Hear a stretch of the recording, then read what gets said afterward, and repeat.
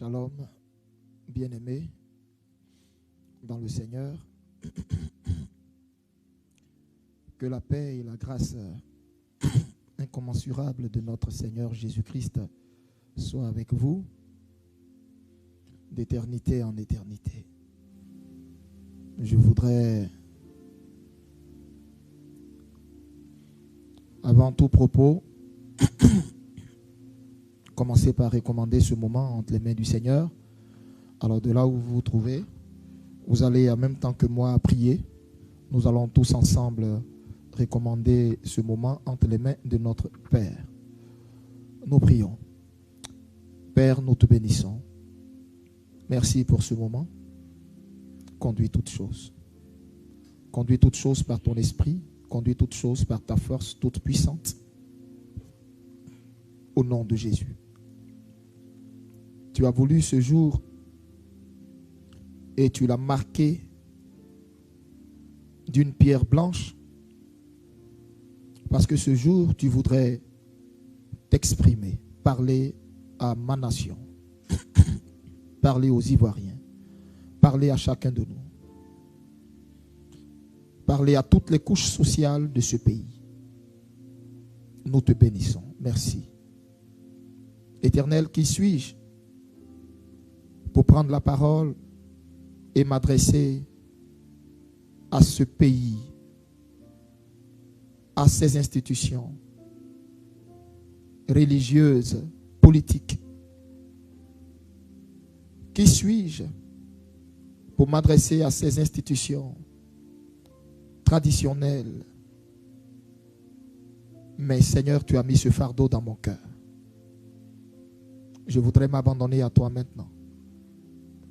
Je voudrais m'abandonner à toi, t'offrir mon cœur, mon âme, mon corps, ma bouche, mes pensées et mon esprit. Que ça ne soit point moi qui parle,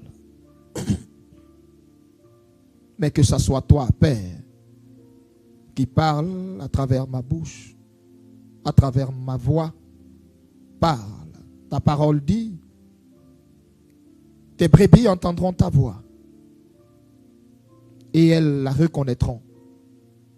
Je prie que ce soir, tu m'effaces totalement, tu m'effaces entièrement, tu fasses disparaître ma personne, tu fasses disparaître ma personne dans les consciences collectives et que ce soit toi qui sois vu, que ce soit toi qui sois assis là en remplacement de ma personne. Parle, Seigneur. Parle, Père. Parle. Parle, Jésus. Parle, nous t'écoutons. Parle, Seigneur. Fais-nous connaître ton cœur. Fais-nous connaître ta voix. Fais-nous connaître tes pensées. Parle, nous t'écoutons. Nous t'écoutons. Nous savons combien de fois tu aimes ce pays. Nous savons combien de fois tu aimes la Côte d'Ivoire. Nous savons combien de fois elle est ta bien-aimée. Et nous savons que tu ne veux que pour elle et tu n'as que pour elle des projets de bonheur afin de lui donner un avenir et de l'espérance. Ce soir, cette espérance, fais-nous la connaître, Seigneur. Au nom de Jésus. Au nom de Jésus. Sanctifie ma langue et ma parole pour que tout ce qui viendra de moi soit sanctifié. Que cela tombe dans des cœurs fertiles, des cœurs défrichés, sensibles à l'esprit, à la voix de l'esprit. Au nom de Jésus de Nazareth, j'ai prié. Amen.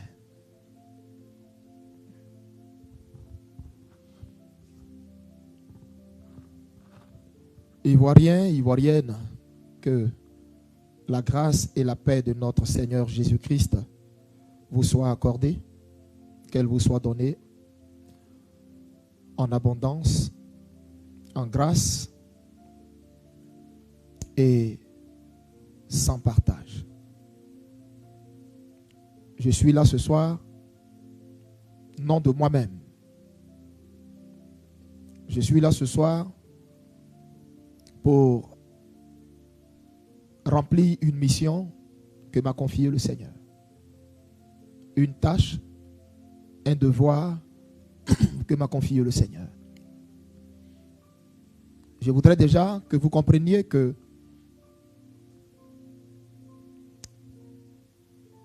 je ne parle contre personne.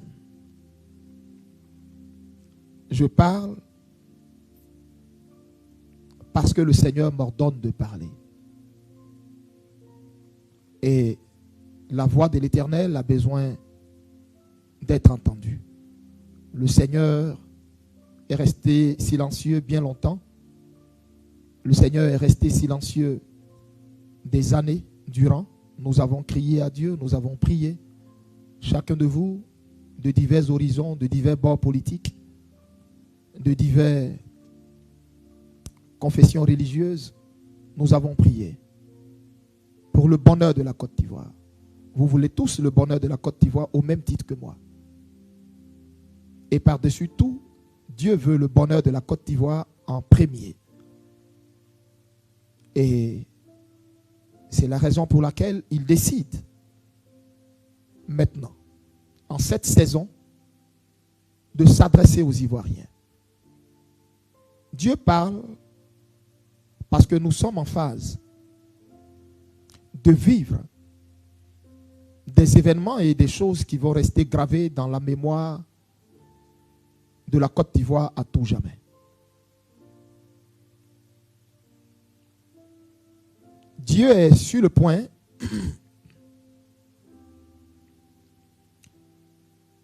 de restaurer cette nation, de restaurer ses fondements, de restaurer ses racines. La parole de Dieu dit: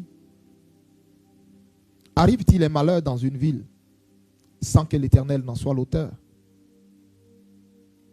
Sonne-t-on la trompette sans que le peuple n'en soit dans l'épouvante?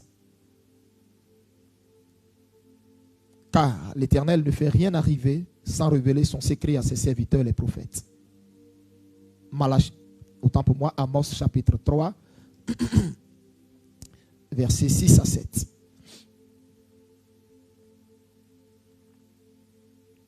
Je me tiens là, non comme étant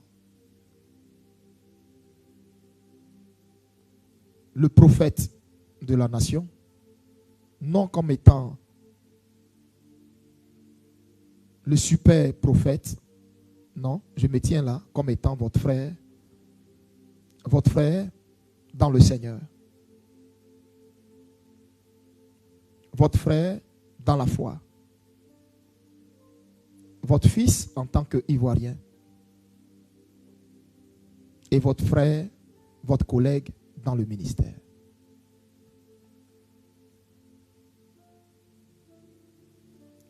C'est une grâce que Dieu m'a fait de répondre aux interrogations auxquelles j'ai dû le soumettre. Quand je dis le soumettre, pas le brimer, pas l'oppresser pour qu'il me réponde. Mais si vous voulez, c'est une grâce que Dieu m'a fait de répondre aux questions que j'ai bien voulu lui poser. Ces questions me tenaient à cœur. Parce que je sais que vous souffrez tous dans votre cœur en vous demandant, mais quand est-ce que cette nouvelle Côte d'Ivoire va voir le jour? Cette Côte d'Ivoire qui nous a été promis, qui est un Eldorado parfait, cette Côte d'Ivoire de laquelle tout le monde rêve, que plusieurs voient en songe. Quand est-ce que la Côte d'Ivoire va connaître la stabilité spirituelle, économique, sociale, la stabilité religieuse, le réveil spirituel? Et nous nous posons tous la question. Nous soupirons tous sur notre couche après tant d'interrogations. J'étais aussi comme vous. Et j'ai aussi, comme vous, donné des messages que le Seigneur m'a donnés. Et après avoir fini de donner les messages, j'ai eu l'attitude de Jonas et de Habakkuk. Habakkuk chapitre 2, Habakkuk dit: je me tiens sur la tour et je veille et j'observe, je guette pour voir les réponses que je vais obtenir après mes supplications, après mes pleurs. Et quand moi aussi je prie pour mon pays, ou quand moi aussi Dieu me fait grâce de donner un message concernant mon pays, je regarde et j'observe. Et comme vous, j'ai observé. J'ai observé. Je me suis posé plein de questions. Mais pourquoi, Seigneur, tu nous dis ceci, tu nous dis cela? Pourquoi plusieurs prophétisent, plusieurs parlent, plusieurs ont des songes, où nous voyons la gloire de Dieu remplir la Côte d'Ivoire, où nous voyons la délivrance face aux forces obscurantistes qui sévissent dans notre nation. Plusieurs voient cela en songe. Mais pourquoi cela n'est pas une réalité? Pourquoi nous annonçons et nous ne voyons pas? Pourquoi, Seigneur? Tu nous dis nous sommes dans le temps. Nous sommes dans le temps. Mais pourquoi nous ne voyons rien? Faut-il attendre encore longtemps? Faut-il encore continuer d'attendre des années, des années? Et je répandais mes larmes, je répandais mes cris devant le Seigneur. Et il a plu au Seigneur de me répondre à travers une lettre qu'il m'a adressée. Et quand je dis une lettre, ce n'est pas que le Seigneur a fait un courrier pour me le donner. Il m'a dit: lève-toi, écris et prends note de tout ce que je vais te dire. Je lui ai dit: parle-moi et je vais aller transmettre ce que tu me dis à ton peuple. Il m'a dit: je ne veux pas que tu en oublies une seule phrase et que tu sautes un seul mot. Et je ne veux pas que tu dises ce que je ne t'ai pas dit. Je veux que tu retransmettes mes paroles telles que tu les as reçues, mot pour mot. N'ajoute rien. N'emploie pas des synonymes. N'essaie pas d'adoucir ce que je n'ai pas adouci.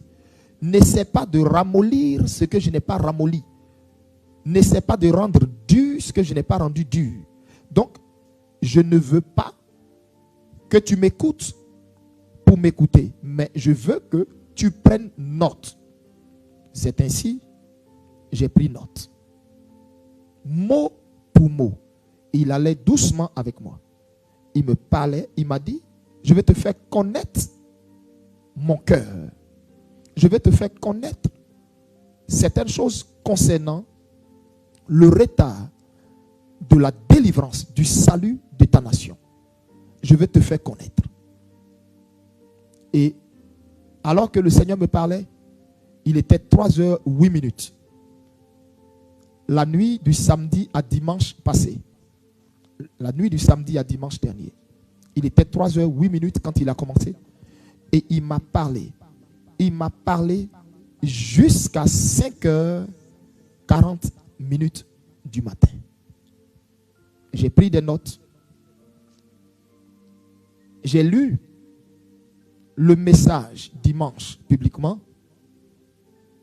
Mais le message requérait bien sûr certaines explications. Le message requérait certaines profondeurs qu'il me fallait, par l'Esprit de Dieu, en temps voulu par le Seigneur, au jour voulu par le Seigneur, apporter. Et c'est ce jour-là qu'il a choisi aujourd'hui. Frères et sœurs, amis de la Côte d'Ivoire, Que Dieu vous bénisse. Pour faire les choses dans l'ordre, je vais lire le message que le Seigneur m'a donné et par la suite donner l'approfondissement que le Seigneur m'a donné. En vous donnant les détails, restez juste connectés, partagez ce moment dans tous les groupes, sur toutes les plateformes, sur tout le territoire ivoirien. Envoyez ce message. Ce n'est pas un prophète qui parle. C'est le Seigneur qui utilise la vile voix d'un prophète et qui s'adresse à vous. Ne me regardez pas moi. Ce n'est pas une affaire de confession religieuse. Ce n'est pas une affaire de tu es de mon église, tu n'es pas de mon église. Ce n'est pas une affaire de tu es du nord, tu es du sud, tu es de l'est, ou tu es de tel bord politique ou de tel bord politique. Non. C'est une affaire de la Côte d'Ivoire. Alors, je donne le message que j'ai reçu du Seigneur à 3 heures du matin et je vous donne maintenant la profondeur, l'approfondissement, les détails et point par point que je lui ai posé comme question qu'il m'a donné comme réponse.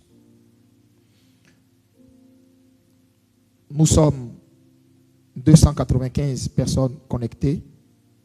Continuez de partager et d'inviter vos amis, vos frères et vos sœurs. Message du Seigneur à l'Église de Jésus-Christ de Côte d'Ivoire et à la nation ivoirienne.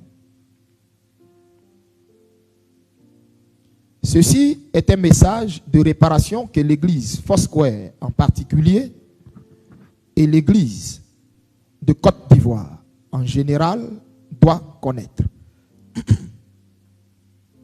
Vous aspirez au réveil, vous désirez la délivrance de l'Église et de la nation des forces obscurantistes. Vous appelez de toutes vos forces le secours de Dieu pour votre nation. Vous implorez et le ciel semble ne pas vous écouter. Vous suppliez et pas de réponse. Savez-vous pourquoi? Église de Côte d'Ivoire, savez-vous pourquoi vous avez perdu votre premier feu? Le feu du premier réveil que j'ai fait descendre dans votre nation. Savez-vous pourquoi les forces du mal et les puissances des ténèbres se rendent maîtres de vous?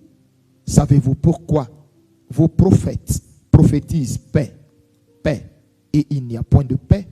Savez-vous pourquoi vos prophètes prophétisent victoire, victoire, et il n'y a point de victoire? Savez-vous pourquoi vos prophètes prophétisent délivrance, délivrance, et il n'y a point de délivrance? Savez-vous pourquoi depuis votre pays est en zone de turbulence, et cela depuis 2002, soit 1 an, juste après le rappel à moi de mon humble et fidèle serviteur Kakou Sévérin? Donc, vous avez des yeux pour ne point voir, des oreilles pour ne point comprendre, et un cerveau pour ne point réfléchir.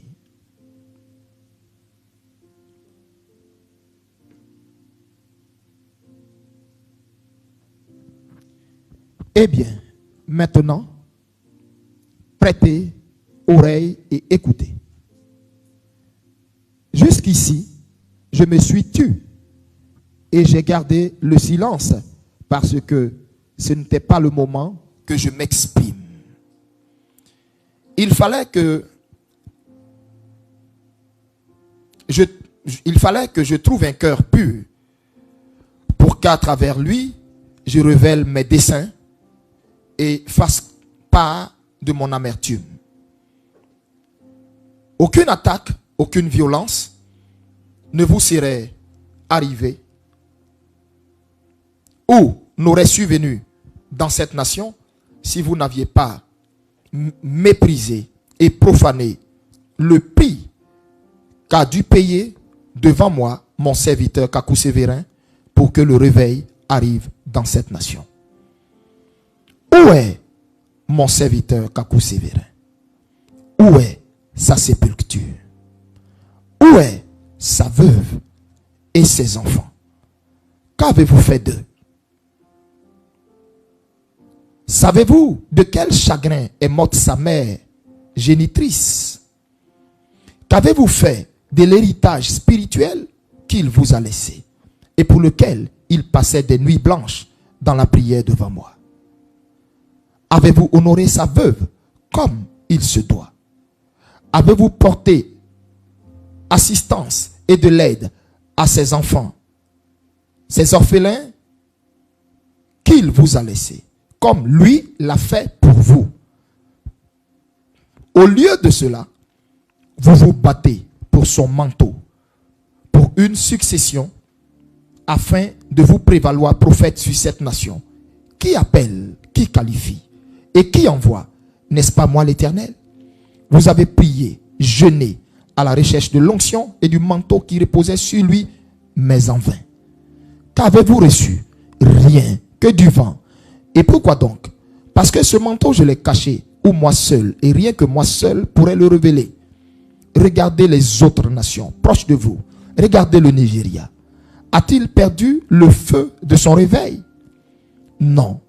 Et vous, savez-vous pourquoi celui que j'ai choisi comme précurseur de ce réveil n'a jamais été déshonoré par ses fils? Et tout le pays entier n'a jamais nié son sacerdoce ni son autorité. La nation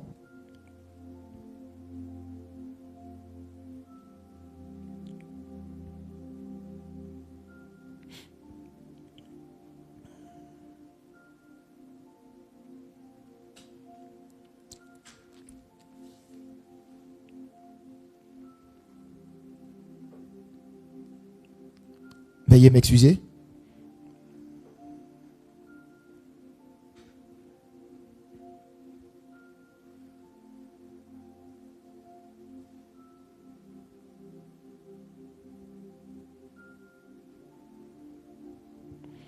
Ok. Le pays et tout le pays entier n'a jamais nié son sacerdoce ni son autorité. Sa nation se référait à lui pour avoir mon conseil sur toutes les décisions qui se prendraient concernant la nation. Les églises se donnaient la main d'association pour être fortes dans cette nation. Mais elles ne se combattaient pas entre elles comme vous, nation ivoirienne, vous le faites. Elles ne luttaient pas à un leadership, mais tous étaient un et suivaient la cadence de ce réveil au point où le réveil a embrasé toute la nation et plusieurs puissants ministères et ministres de Dieu sont sortis de ce réveil. Leur ministère grandit et continue de croître sans cesse jusqu'à ce jour. Mais toi, Côte d'Ivoire, qu'as-tu fait de ton premier réveil? Si ce n'était de combattre celui par qui j'avais allumé le feu de ce réveil. Qu'as-tu fait si ce n'est de délaisser sa veuve et ses enfants? Quelle est cette nation qui ne sait pas honorer ses pères? Quelle est cette nation qui tue ses prophètes, humilie et bafoue ses prophètes, fait la part belle aux féticheurs sur les plateaux de télé? Du vivant de mon serviteur, plusieurs se sont fait appeler prophètes des nations et pères de cette nation. Même ses fils spirituels de son vivant se sont fait appeler prophètes des nations. Ils ne l'ont point honoré comme père, mais se sont vus son égal à cause de sa trop grande humilité. Ils l'ont humilié et rabaissé sans cesse de son vivant. Eh bien, où sont-ils maintenant? Que sont-ils devenus? Que sont devenus leurs ministères? Pourquoi ne prophétisent-ils pas sur la nation qu'on voit leurs œuvres? Je suis l'Éternel qui venge le sang de mes serviteurs, les prophètes, et celui qui venge le sang et les larmes de mon serviteur Kakou Sévérin sur ses fils, sur cette nation, sur le président qu'il devait consacrer et dont il devait dédier le pouvoir à mon trône. Je suis celui qui juge les institutions qui n'ont pas cru en lui et au fait que je l'ai choisi pour être le père de cette nation devant ma face et le précurseur d'un réveil puissant, malheureusement écouté par la rébellion de votre cœur. N'y avait-il pas de prophète dans cette nation pour qu'on aille chercher un prophète hors de ce pays pour venir bénir ce qu'il n'a pas contribué à bâtir? Ce sont tous ces méfaits et travers qui ont favorisé l'invasion des puissances étrangères et ténébreuses sur cette nation. De son vivant, mon serviteur avait bâti un hôtel de protection en faveur de la Côte d'Ivoire pour qu'elle ne succombe pas, car je lui avais fait voir l'avenir de cette nation. Pourquoi le 24 décembre 1999, lors du premier coup d'État qu'a subi cette nation, il n'eut ni sang versé, ni vie humaine emportée? Parce que mon serviteur vivait et je l'avais averti de ce coup d'État et il avait prié, jeûné pour cela devant ma face. Pourquoi en 2010, sous la présidence de M. Gbagbo, malgré vos multitudes efflopées de prophètes dans vos palais qui ont jeûné, prié pour votre pouvoir, vous avez perdu ce pouvoir? N'est-ce pas? Ce n'est pas la multitude qui sauve le roi, mais un homme dont le cœur est pur devant moi. Église ivoirienne, repentez-vous.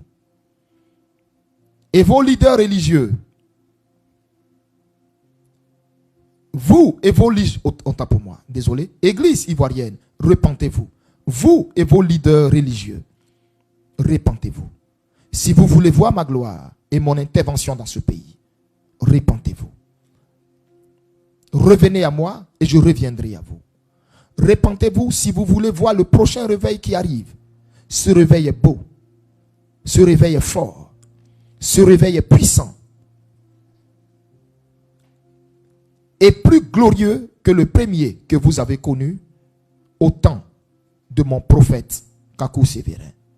Repentez-vous, sanctifiez-vous, revenez sincèrement de tout votre cœur à moi et je reviendrai à vous, car il est l'heure pour moi de faire mon entrée dans votre pays comme je l'ai fait à Jérusalem. Parole du Seigneur. Voici ainsi le message que j'avais reçu de la part du Seigneur la nuit du 1er au 2, la nuit du samedi à dimanche, de 3h à 5h du matin. Et donc, le Seigneur, par la suite, va approfondir ce message. Sur les réseaux sociaux, c'est juste le message tel que je l'avais reçu, que j'ai donné. Mais l'approfondissement que le Seigneur avait donné, je priais pour savoir s'il voulait que j'en parle ou que je le donne. Il m'en a donné la conviction. C'est pourquoi j'en parle aujourd'hui. Alors,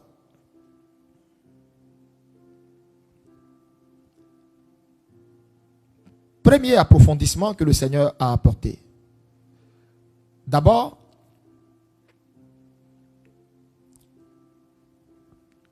ce que vous venez d'entendre, c'est un cri de cœur.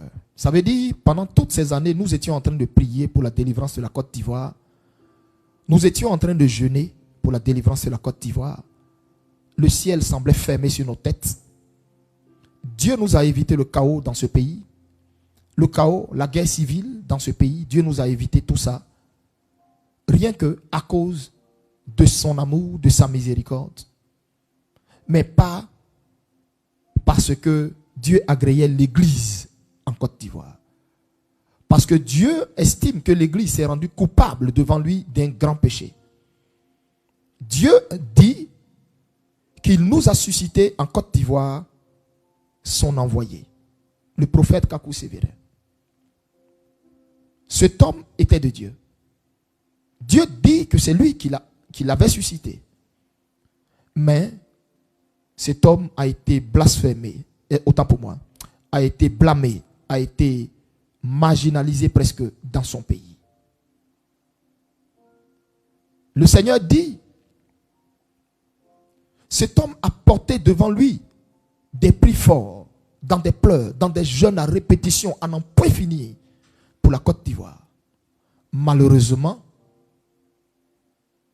il s'en est allé trop tôt. Le Seigneur dit, de son vivant, l'Église ne lui a pas donné la main d'association, mais l'a persécuté. L'Église n'a pas reconnu l'Éternel à travers lui, mais l'Éternel a entendu tout ce qui était dit le concernant et toutes les souffrances qu'il endurait pour l'Église. Et le Seigneur dit, il a rappelé son serviteur à lui. Mais il avait fait voir à son serviteur tout ce qui allait se passer. Souvenez-vous d'une prophétie qu'il a donnée devenue célèbre, où il dit Côte d'Ivoire, il arrivera des événements, il arrivera des choses dans ton histoire qui seront des événements marquants. On dira du jamais vu. Ce pays que Dieu a choisi, ce pays sur lequel Dieu a mis sa main. Et on constate que dans la prophétie, le prophète n'est pas allé au bout de ces événements marquants à travers lesquels on dira du jamais vu. Mais c'est tout ça que nous sommes en train de vivre. Et le Seigneur disait qu'il lui avait fait voir tout ce qui allait se passer. La rébellion armée qui allait frapper notre pays en 2002. Avant qu'il ne meure, le Seigneur lui avait montré tout ça. Et il a versé des larmes. Il a versé des larmes. Quand vous écoutez la prédication de son prophète, le prophète Kakou Sévérin, sur Gethsémane, en fait, Gethsémane est un cri de cœur. Et quand vous réécoutez le message, on a comme l'impression que le message vit, le message respire. Le cœur, le message, c'est comme si le message vit. Et le Seigneur dit, parce qu'il lui avait fait voir tout ce qui se passe et tout ce qui se passerait à long terme concernant le pays. Et il avait versé des larmes devant le Seigneur. Et le Seigneur dit, il a rappelé cet homme à lui, mais sa veuve, où est-elle? Où est-elle? Pourquoi n'est-elle pas dans son pays? Qu'est-ce qui s'est passé pour qu'elle aille s'exiler en Europe, loin de son pays? Et qu'elle fasse juste la navette de temps à autre. Où sont les enfants de son serviteur? Où est l'héritage spirituel qu'il a laissé? Et pendant que le Seigneur me parlait, j'entendais le Seigneur, c'est comme si les larmes du Seigneur, du moins l'amertume du Seigneur, j'entendais tout, et le Seigneur me faisait ressentir son amertume. Et j'étais là, et mon cœur avait mal, et je pleurais. Et en même temps, pendant que je pleurais, j'ai dit, mais pourquoi j'arrive pas à retenir mes larmes? Le Seigneur me disait, c'est l'amertume que je sens là, que je suis en train de te faire sentir. Où est passée la veuve de mon serviteur? Où sont ses enfants? Il m'a dit, tu vois, Élie, tous ces ministères florissants, tu vois en Côte d'Ivoire, tous ceux, tu vois, qui aujourd'hui ont les ministères qui brillent, vont partout pour des programmes, sont tous nés de Kakou Sévérin. D'une manière ou d'une autre, même s'ils n'ont pas été ses fils directs, ils ont été influencés par son message, par l'onction que j'ai déposée sur la vie de cet homme. Mais, qui se soucie de sa veuve, de ses orphelins?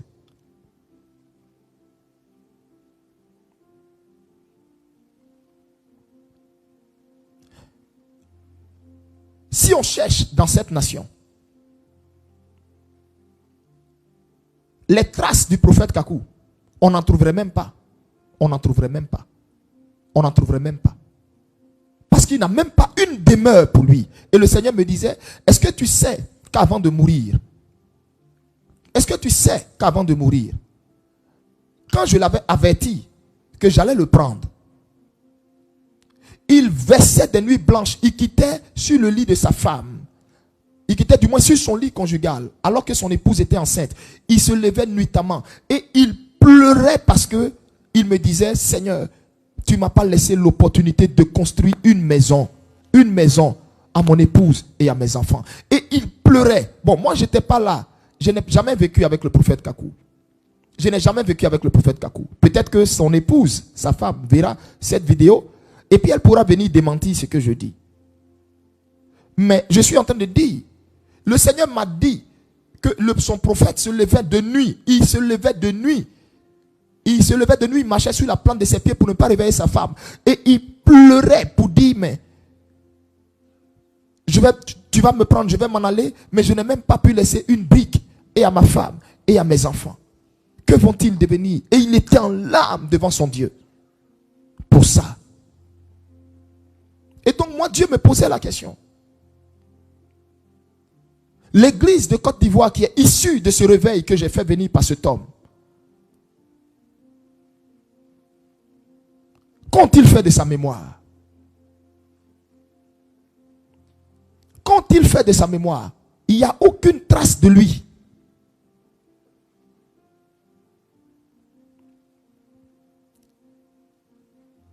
Où est sa veuve?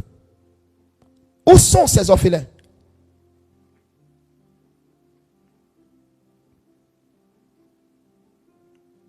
J'en veux à cette église. Parce que cette église ne s'est pas arrêtée là. Cette église, non seulement l'a persécutée, n'a pas reconnu son ministère, ne l'a pas reconnu comme père établi sur cette nation, malgré son jeune âge. Mais cette église a tout fait pour chercher à le boycotter. Et pire encore, cette église s'est donné la main d'association pour le retirer en tant que conseiller spirituel de l'homme politique que moi je m'étais choisi pour présider aux destinées de la Côte d'Ivoire. J'ai dit, mais Seigneur, comment ça? Il me dit, Élie, tu m'as posé des questions, non? Laisse-moi te parler maintenant. Je vais t'expliquer pourquoi certaines choses tardent. Et il me dit, tu vois, c'est à moi le Seigneur dit ça. Qu'est-ce que vous pensez du président Laurent Gbagbo? J'ai dit, bon, Seigneur, moi je ne suis pas politicien, donc je ne pense rien de lui. Je n'ai jamais voté dans ma vie, donc, et je ne le ferai jamais. Donc, je ne pense rien de lui, je ne sais pas. Il me dit, Élie, réponds à la question. Qu'est-ce que vous pensez du président Gbagbo? J'ai dit, bon, c'est un homme politique qui a été aimé par sa population et qui est toujours aimé par sa population et tout. Et le Seigneur me dit, l'église a fait pire. Parce que c'est l'église qui a induit cet homme en erreur. Je suis en train de vous parler du cœur de Dieu. Peut-être que, après le message du Seigneur que je donne,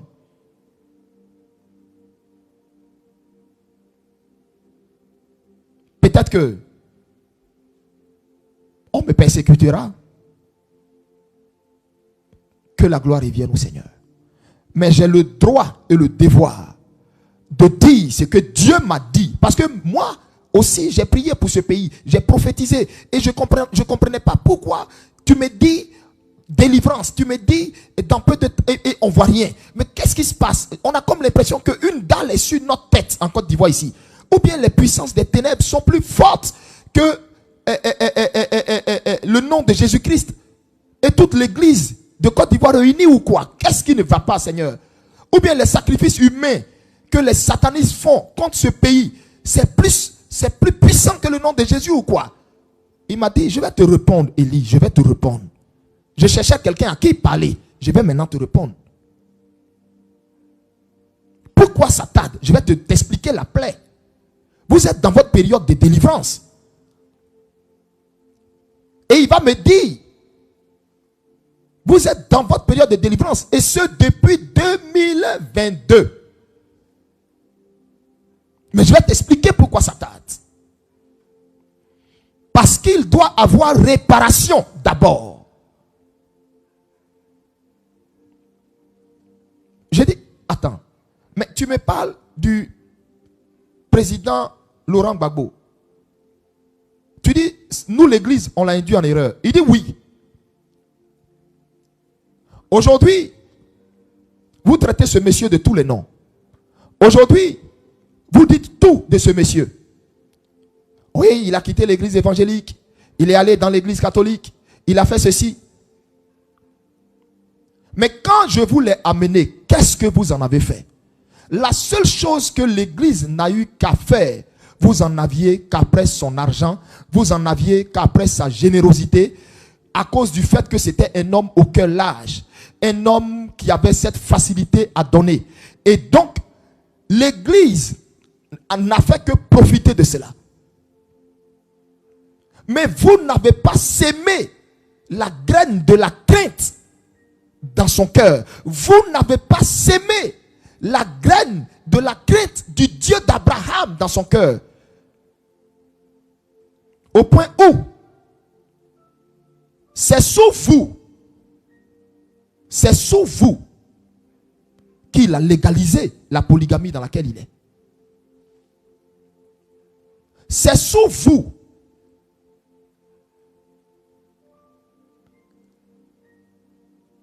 J'ai amené cet homme parce que c'est moi qui me le suis choisi. Je l'ai mis à part pour qu'à travers lui, je puisse donner du repos à la Côte d'Ivoire. Et vous, Église, je vous ai confié cet homme pour que vous puissiez lui transmettre mes valeurs, ma crainte, ma vie. Mais au lieu de ça,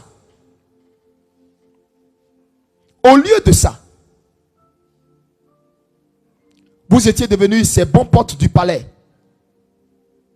Au lieu de ça, vous rasiez ces murs pour de l'argent. Au lieu de ça, certains parmi vous ont construit des big church. Au lieu de ça,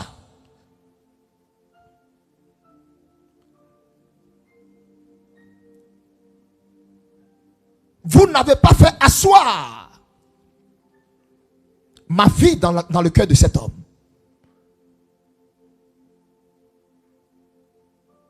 Et tout ça, vous, Église, vous avez conspiré pour éloigner de lui mon prophète Kakou Sévérin.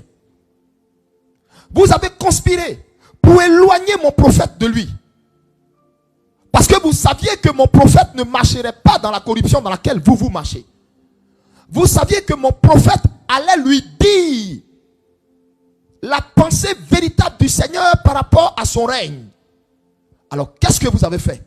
Vous avez torpillé, écarté, éloigné mon prophète de lui.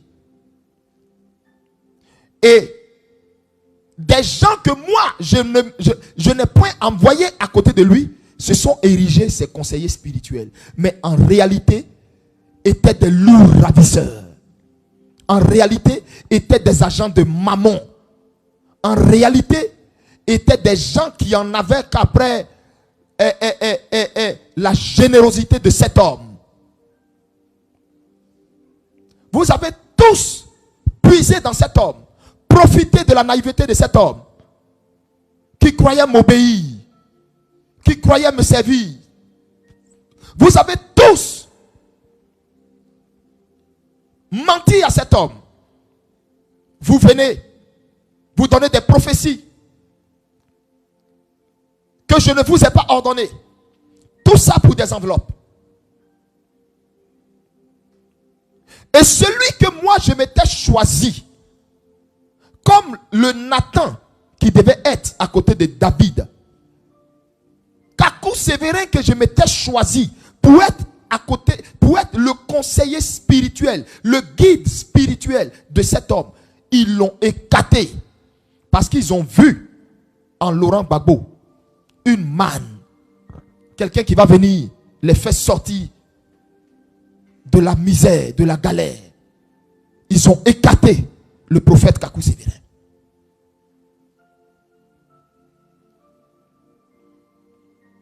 Et ils ont mis la familiarité.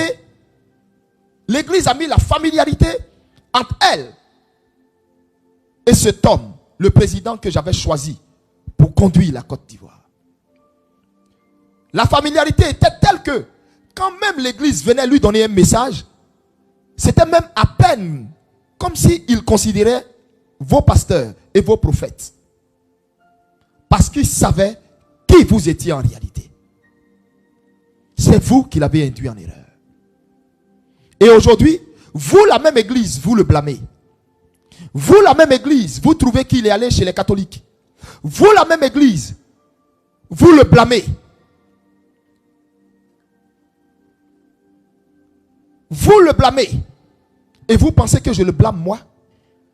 Je n'approuve pas ces voies. Les voies dans lesquelles il marche, je ne les approuve pas.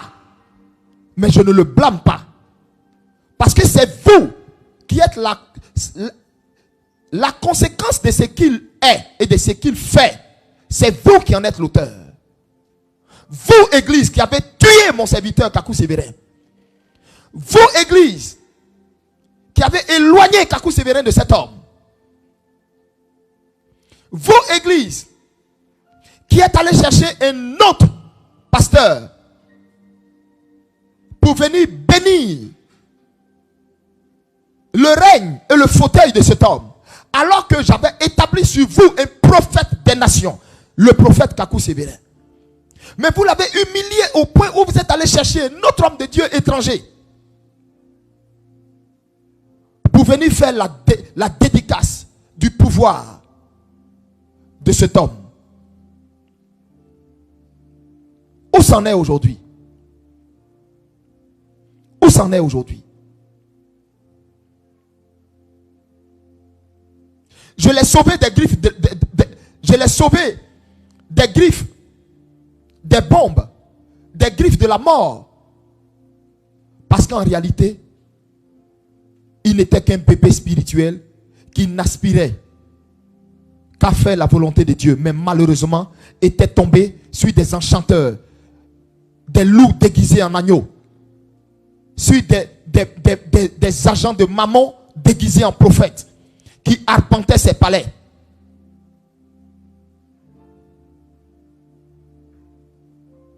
Mais église,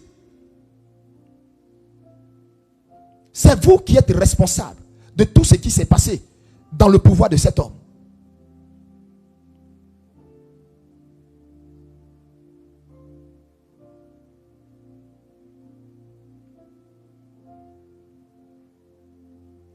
C'est vous qui êtes responsable de tout ce qui s'est passé. Et donc, ici, vous devez retenir que le Seigneur m'a dit que sa grâce est toujours sur le président Gbagbo. Sa grâce est toujours sur le président Gbagbo. Mais, quoi qu'il n'approuve pas ses voies, je répète, quoi qu'il n'approuve pas ses voies, je le répète, quoi qu'il n'approuve pas ses voies, mais sa main et sa grâce est toujours sur lui.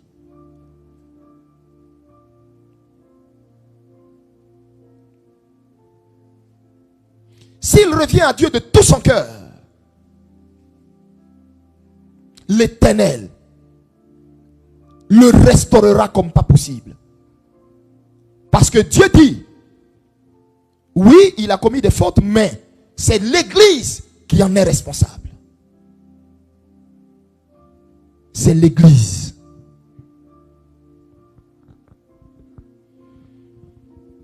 Et par la suite, le Seigneur va me dire, c'est la raison pour laquelle votre délivrance tarde. Parce que j'en veux à l'Église de cette nation. À mes yeux, il n'y a pas d'église dans votre nation. Que des gens divisés, des gens prêchant pour leur propre chapelle, des gens utilisant tous voies et moyens pour pouvoir s'en sortir dans le ministère. Au point où certains ont recours à des feux étrangers. Au point où certains, dont vous voyez la foule, la masse, le peuple du monde chez eux. Je n'en suis pas l'auteur. C'est des démons, des esprits échangés avec lesquels ils travaillent. L'église a été affaiblie dans cette nation à telle enseigne que il y a eu une invasion, une éruption de démons en Côte d'Ivoire. Parce que l'église qui est censée être la sentinelle, l'église qui est censée veiller devant le Seigneur, l'église s'est compromise. L'église s'est compromise à cause de personnes qui, par amour d'argent, n'ont pas fait ce que Dieu attendait d'eux. Ils ont conspiré pour écarter le prophète Kakou. Ils ont conspiré. Et Dieu a rappelé son serviteur. Et Dieu les a livrés à la honte. Ils ont prédit partout à l'ancien chef d'État que des anges descendraient pour venir combattre pour toi. Dieu descendrait pour venir faire ceci. Qu'est-ce qui s'est passé de tout ça? Zéro. Parce que l'Esprit de Dieu en veut à l'église.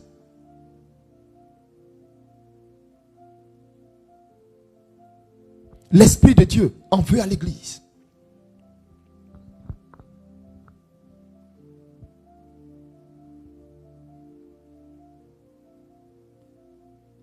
Les grands programmes éclatés que le prophète Kakou Sévérin organisait en faveur de la Côte d'Ivoire, un peu partout, au Champrou, au Palais des Sports, un peu partout. Depuis, il n'est plus. Est-ce que l'église fait ça? Chacun prêche pour sa propre chapelle. Chacun prêche pour sa propre chapelle.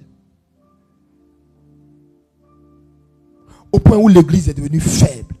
Parce que la puissance des ténèbres, les puissances maçonniques ont vu une faille dans l'église. Ont vu la faiblesse de l'église. Une église dirigée par Mammon. Une église dirigée par le mensonge. Un esprit de mensonge descendu dans la bouche de ses prophètes. Une église partisane. Une église partisane.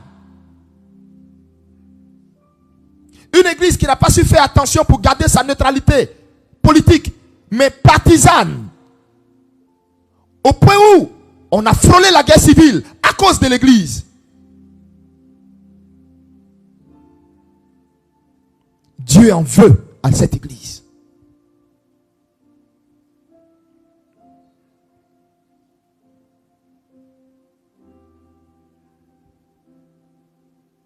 Et en ce moment, on a encore des organisations soi-disant religieuses, des groupes de pasteurs mis ensemble, selon eux reconnus par l'État ou je ne sais quoi, qui arpentent les rues des palais et autres, les rues les bureaux des ministres et autres. On est en train de revivre les mêmes choses qu'autrefois. Les mêmes choses qu'autrefois. Au point où la voix de l'église ne pèse pas dans la nation. Au point où l'église n'est pas écoutée dans la nation. Au point où ces clergés, ces bergers ne sont pas écoutés ni respectés dans la nation. Parce que dans la nuit, on sait où on les voit. Dans la nuit, on sait dans quel couloir on les voit. Dans la nuit, on sait dans quel bureau on les voit. L'église est devenue faible. C'est la raison pour laquelle les forces du mal ont raison sur nous dans cette nation. C'est la raison pour laquelle les forces du mal nous assujettissent. Parce que l'église qui est censée être le flambeau, la lumière, la voix des sans-voix, l'église s'est corrompue. Donc l'église ne peut pas parler à l'appareil de l'État. L'église ne peut pas parler au gouvernement. L'église s'est corrompue. Ils ne peuvent pas parler. Ils sont juste amis des chefs d'État, amis des ministres. Leur carnet d'adresse est rempli de personnalités pour s'en glorifier. À quoi ça sert d'avoir un carnet d'adresse rempli d'homme politique et puis Dieu ne te reconnaît pas. Et puis Dieu t'a vomi. Je préfère avoir l'adresse de Dieu dans mon carnet d'adresse que l'adresse d'un politique. Et donc Dieu en veut à l'église. C'est pourquoi l'église crie à Dieu. Et puis les oreilles de Dieu sont sourdes sur l'église.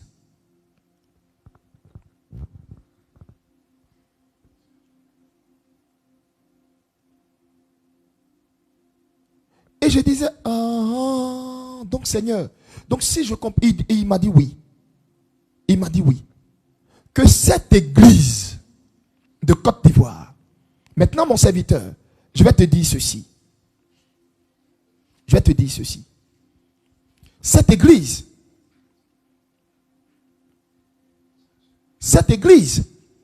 doit faire deux choses. Sinon trois choses, autant pour moi.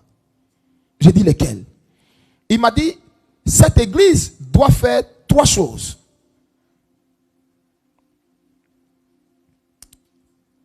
Si cette église fait trois choses, vous allez voir la délivrance.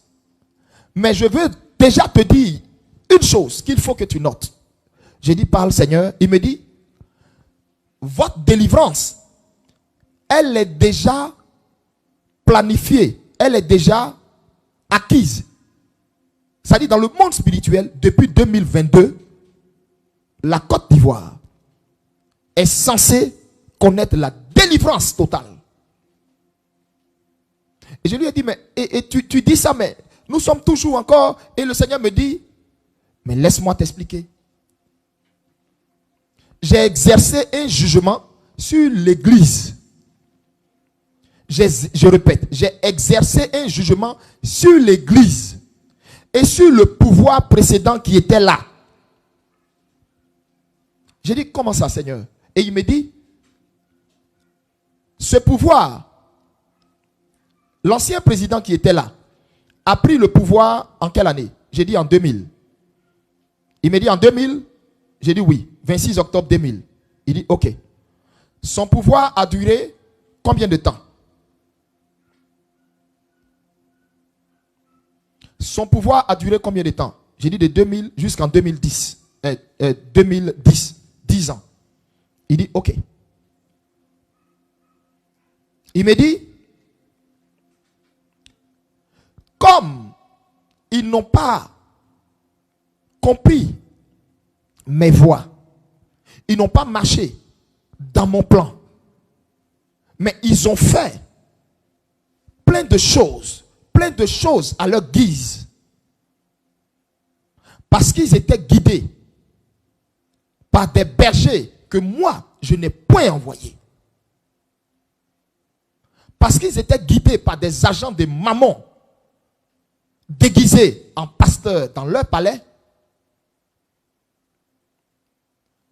J'ai décidé d'exercer 10 années de jugement sur la Côte d'Ivoire.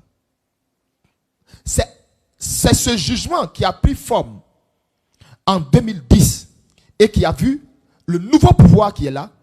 Et ce nouveau pouvoir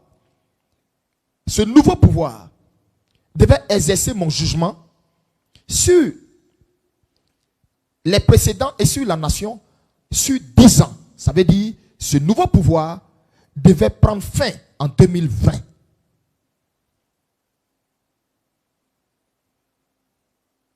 Détrompe-toi, Élie. Ce n'est pas le diable qui a mis le président Alassane Ouattara là. C'est moi qui l'ai envoyé pour redresser, pour châtier, pour frapper. C'est moi qui l'ai envoyé. J'ai dit quoi? Il dit c'est moi qui l'ai envoyé. N'as-tu pas lu dans ta parole, dans la parole, qu'il n'y ait aucune autorité qui ne soit établie de Dieu? C'est moi qui place les autorités. De la même façon que j'ai fait venir Nebuchadnezzar de Babylone, venir châtier le roi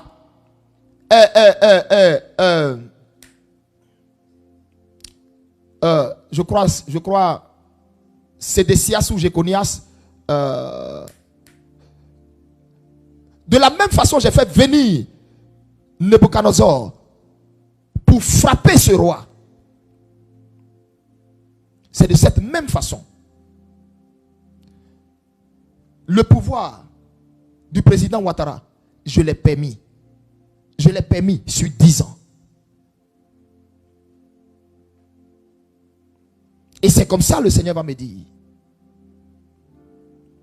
Le temps que moi, je voulais exercer comme jugement, le temps que je voulais exercer comme jugement sur cette nation, sur les précédents à qui j'avais confié les rênes de cette nation et qui avaient joué avec le péché, avec toutes sortes de péchés que je n'aimerais pas citer ici,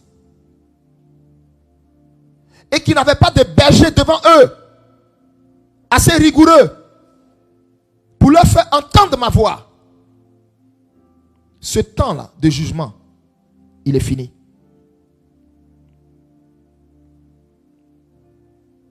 Ce temps de jugement, il est fini. Et normalement, depuis 2022, une nouvelle ère, une nouvelle page s'est ouverte sur la Côte d'Ivoire. Mais pourquoi la restauration a tardé, la délivrance a tardé?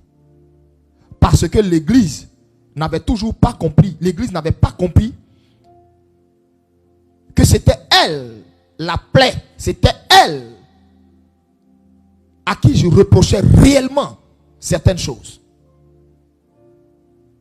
C'est pourquoi toi, je t'envoie pour faire connaître ma voix. Pour faire connaître ma voix à mon église. Pour que mon église revienne à moi.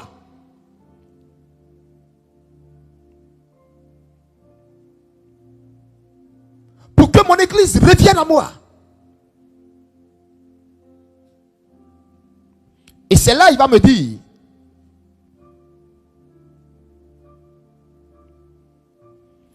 voici 3 choses.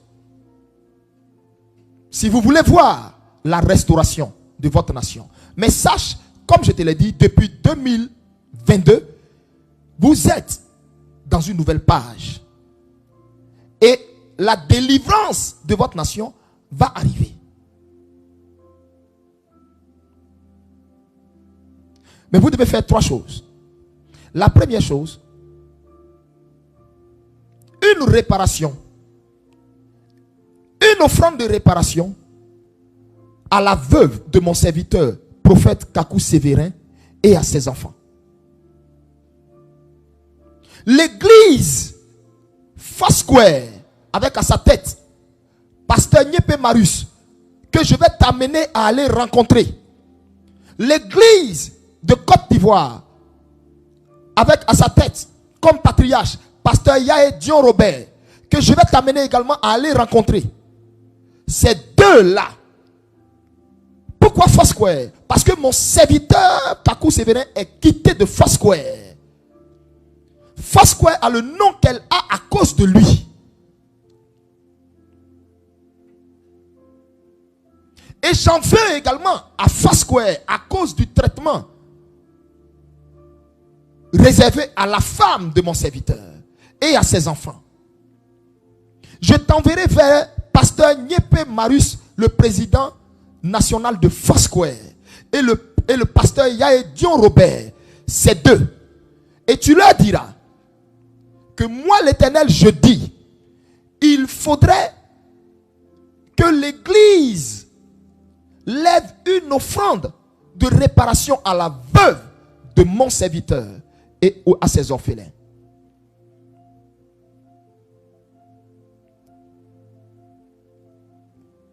Et moi je lui disais, mais Seigneur, est-ce qu'ils vont m'écouter?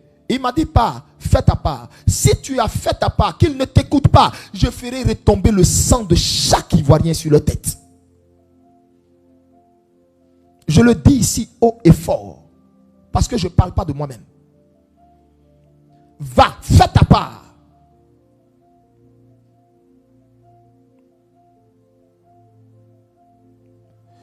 Il doit faire à la veuve et aux enfants du prophète Kakou Sévérin. Premier précurseur du premier réveil. Une offrande de réparation à sa veuve et à ses enfants. Qu'est-ce que cela peut être?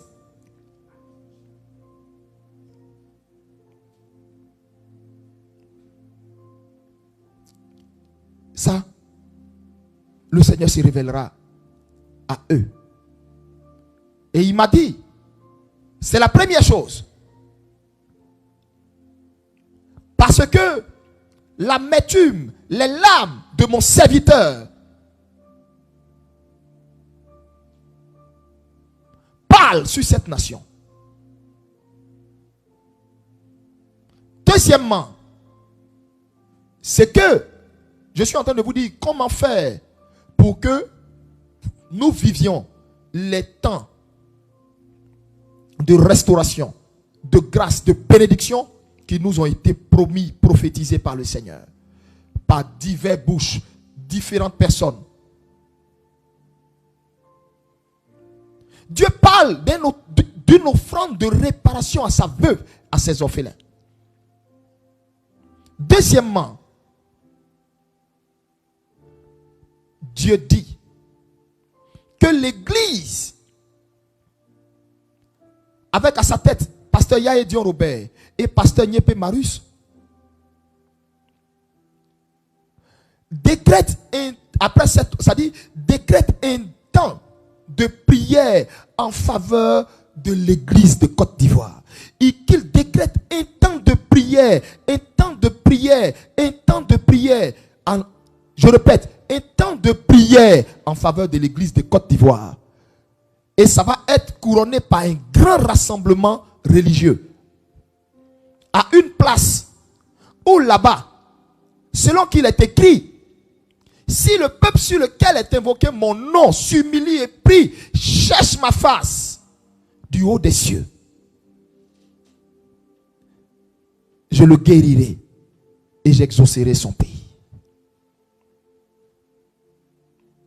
Donc, premier fait, premier point,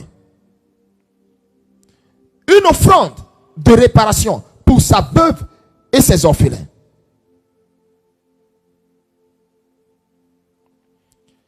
Deuxième fait,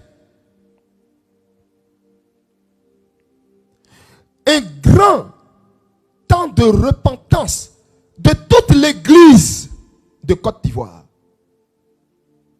Parce que si la tête de l'Église s'est corrompue, c'est toute l'Église qui s'est corrompue. Les politiques ont instrumentalisé l'Église au point où l'Église a oublié son rôle d'éclaireur et est rentrée dans le jeu politique à telle enseigne que n'eût été la même miséricordieuse du Seigneur, on serait tombé dans la guerre civile, religieuse, et du moins interreligieuse. Musulmans, chrétiens. C'est ça que Dieu nous a fait éviter. Et il m'a dit tout ça à cause de l'alliance que j'ai avec mon serviteur, Kakou Sévérin, qui a versé des larmes pour ce pays et qui avait bâti un hôtel pour la Côte d'Ivoire.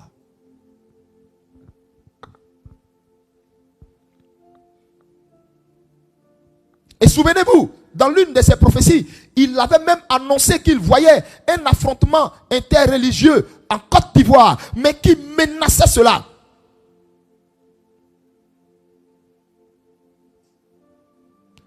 Le Seigneur dit, si on n'a pas vécu l'histoire du Rwanda, parce que tous les ingrédients étaient réunis en 2010 pour une guerre civile, pas possible. Yopougon, qui était le bastion de l'ancien chef d'État, aujourd'hui, il ne resterait même pas une seule personne à Yopougon. Les gens auraient décimé tout Yopougon complet. Qui nous a évité tout ça? L'Éternel que nous frustrons. Parce qu'il aime ce pays. Et il se plaint de l'Église parce qu'il dit l'église n'a pas joué son rôle. L'église a été politisée. l'église a manqué son rôle. Il nous appelle à une repentance. Il dit que ces deux leaders religieux de Foursquare et Papa Dion Robert, qu'ils voient les hommes de Dieu pour organiser un programme en faveur de la Côte d'Ivoire, pour demander pardon à Dieu pour l'église qui s'est corrompue. Pour que l'influence des feux étrangers, l'influence de la magie noire dans nos églises soit jugée, frappée par le Seigneur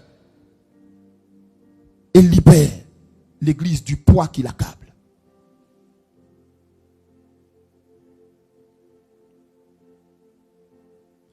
La troisième chose, le Seigneur dit de nous sanctifier après cela, de garder notre sanctification. Après ces trois choses, que l'église garde sa sanctification. Il gardera l'église. Il glorifiera son nom à travers l'église.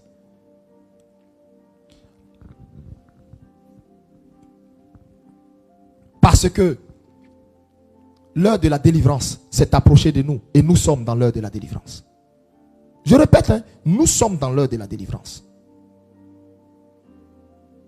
Mais Dieu dit, église, tu as perdu ta force. Tu as perdu ta force.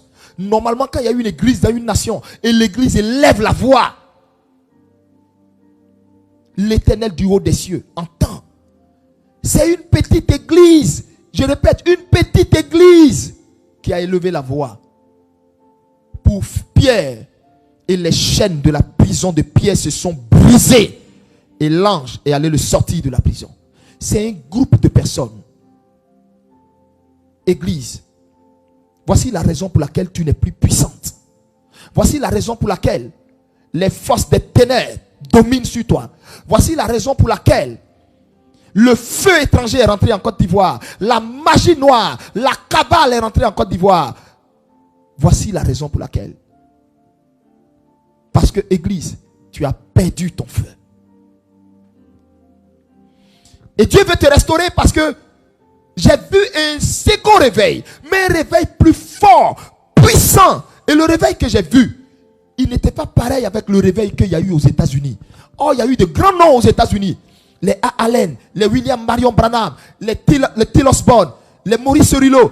Mais le réveil que j'ai vu, qui s'est levé en Côte d'Ivoire, a bouleversé, mais c'était waouh. J'étais sans voix, en train de regarder la vision. Je pleure. Je me demandais si c'était mon pays. Je pleurais. C'était incroyable. Ce qui est sorti de la Côte d'Ivoire pour aller impacter les autres nations, c'était puissant. Après ces trois choses que je viens de vous indiquer, si vous ne le faites pas, les mêmes causes vont reproduire les mêmes effets. Je suis en train de vous dire, la délivrance que Dieu a annoncée, elle viendra parce que le temps de jugement que le Seigneur voulait exercer sur l'église et sur l'ancien régime, je vous avais dit c'était 10 ans. Ce temps-là est fini depuis 2020. Donc normalement nous sommes dans le temps de la délivrance. Donc la délivrance viendra, mais sauf que les mêmes causes vont produire les mêmes effets. Ça veut dire, je prends un exemple. Si un régime vient, le régime qui viendra, il partira pas. Ça va être la même chose. On va se retrouver encore dans des histoires de bains de sang. Si un autre régime vient, il partira pas parce qu'il va trouver que lui il a souffert, il a galéré, il a souffert pour avoir ce pouvoir, il partira pas. On va se retrouver dans un truc cyclique. Donc Dieu dit, la seule chose qui peut arrêter l'hémorragie de la Côte d'Ivoire, la seule chose qui peut mettre fin à la spirale, à la turbulence, dans la zone de turbulence dans laquelle se trouve la Côte d'Ivoire, la seule chose qui peut mettre fin à ça, c'est l'église. Et que l'église doit faire trois choses. L'église doit d'abord, faire une offrande de réparation à la veuve de son serviteur, le prophète Kakou Sévérin, et à ses orphelins. Deuxièmement, l'église doit donner une convocation solennelle à tous les chrétiens, toutes les églises, dans un endroit, et nous allons élever la voix, nous repentir, nous supplier le Seigneur, demander la miséricorde du Seigneur sur l'église, afin que l'église retrouve de sa superbe, retrouve de son feu. Donc le Seigneur dit, c'est la deuxième chose. Et la troisième chose, nous devons par la suite, à partir de là, garder notre sanctification. Et nous allons voir le réveil que j'ai vu en Côte d'Ivoire. C'était choquant. C'était choquant. J'ai vu des enfants de 7 ans aller dans les hôpitaux ressusciter les morts. Je vous dis la vérité. Des enfants de 7 ans, je les ai vus. Je les ai vus. J'ai vu, mais la Côte d'Ivoire brûler du feu. Du feu. Mais les gens venaient de partout pour venir se ressourcer en Côte d'Ivoire. C'était extraordinaire. Et le Seigneur me disait, le réveil de la fin des temps va quitter en Afrique, précisément en Côte d'Ivoire. Il est 4 fois plus puissant que le réveil du Nigeria. C'est glorieux, c'est phénoménal. C'est de la Côte d'Ivoire que l'évangile va partir pour embraser toute la sous-région, embraser l'Afrique, embraser le monde, embraser le monde. Et c'est alors que l'enlèvement va arriver. J'ai vu ça. Ce que je vous dis là, ce n'est pas un souhait. J'ai vu ça.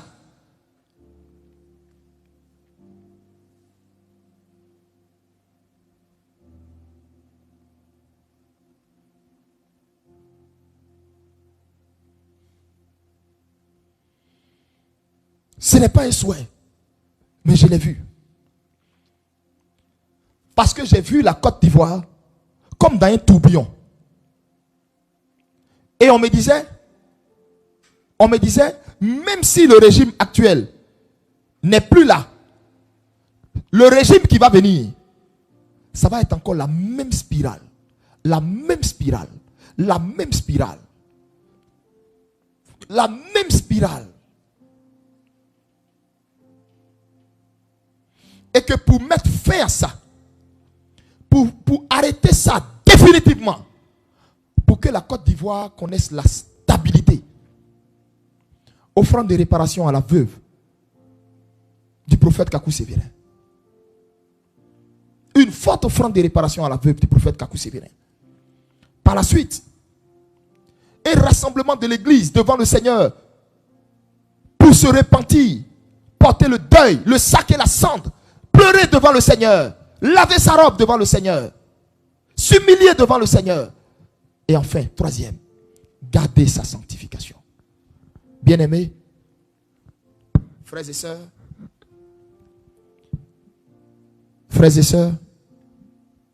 population ivoirienne, gens d'ici et gens d'ailleurs, voici le message que j'avais adressé à la Côte d'Ivoire. Oui, un jour nouveau s'est levé. J'étais un homme heureux de savoir pourquoi les prophéties bloquaient.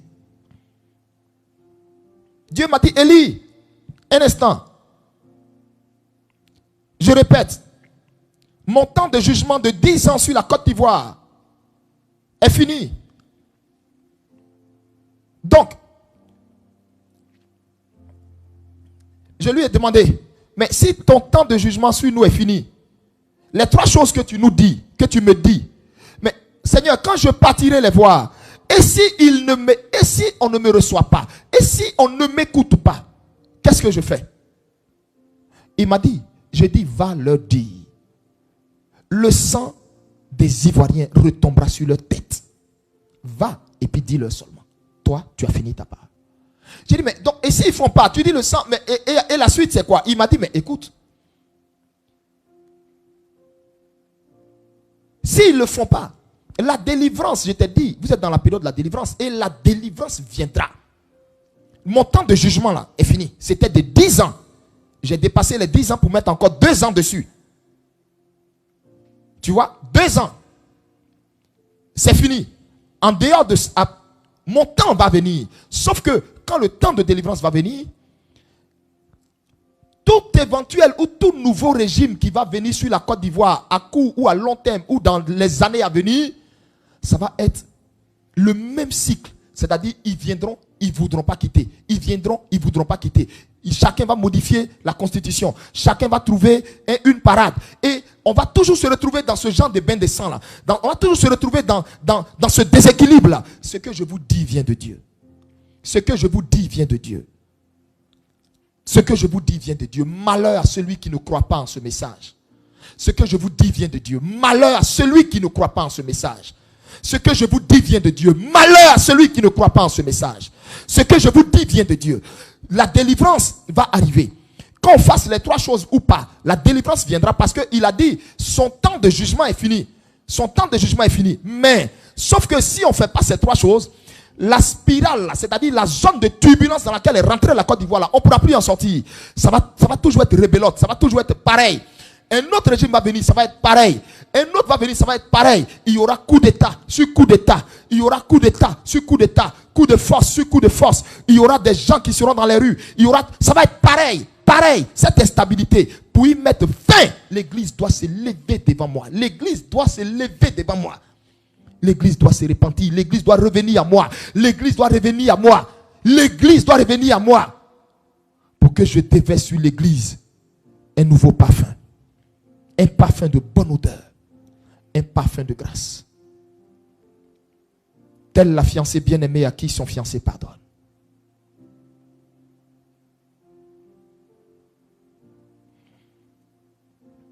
Il faut que l'église revienne à moi.